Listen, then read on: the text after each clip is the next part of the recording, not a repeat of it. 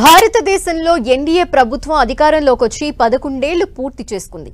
అయితే దేశంలో బీజేపీ 11 ఏళ్ల పాలన పూర్తయిన సందర్భంగా భారత ప్రధాని నరేంద్ర మోదీ ఆసక్తికరమైన పోస్ట్ చేశారు.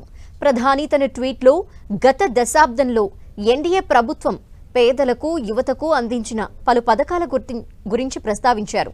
తమ ప్రభుత్వం తీసుకున్న నిర్ణయాలతో పేదల జీవితాలను ఎలా మార్చివేశాయో తెలిపారు. పీఎం ఆవాస్ యోజన, పీఎం ఉజ్వల్ యోజన, జన్ ధన్ యోజన, ఆయుష్మాన్ భారత్ వంటి కార్యక్రమాలు గృహ నిర్మాణం, శుభ్రమైన వంట ఇంధనం, బ్యాంకింగ్, ఆరోగ్య సంరక్షణకి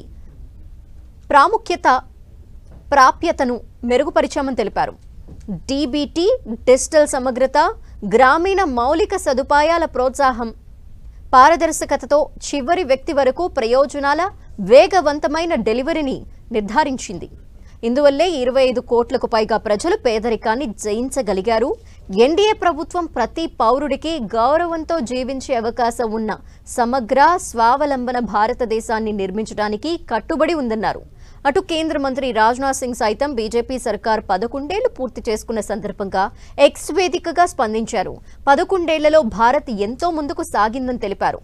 ప్రజలతో మమేకమై మరింత బలంగా, గర్వంగా, ఐక్యంగా ముందుకు సాగుతామని రాజ్నాథ్ సింగ్ ట్వీట్ చేశారు. అధికారంలోకి వచ్చి 11 ఏళ్లు పూర్తి చేసుకున్న బీజేపీ చేపట్టిన కార్యక్రమాల్ని, సాధించిన ప్రగతిని ప్రజల్లోకి చేరువయ్యేలా విస్తృతంగా ప్రచారం చేయనుంది.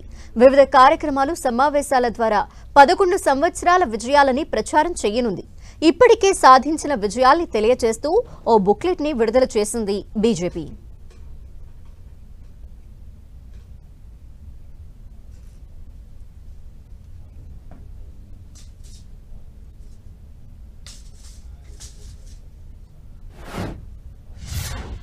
जो विकसित भारत और विकसित भारत में अमृतकाल और अमृतकाल के लिए जो सेवा, सुशासन और गरीब कल्याण, इस पे जो समर्पित 11 साल प्रधानमंत्री मोदी जी के नेतृत्व में कार्य हुआ है, वह स्वर्ण अक्षरों में लिखे जाने वाला कार्य हुआ है.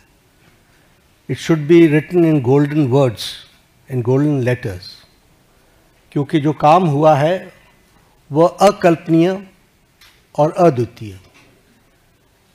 और इस बात को हमको ध्यान में रखना चाहिए कि किस तरीके से प्रधानमंत्री मोदी जी ने देश की राजनीति की संस्कृति, पॉलिटिकल कल्चर, देश के राजनीतिक संस्कृति, पॉलिटिकल कल्चर को उन्होंने परिवर्तित किया है.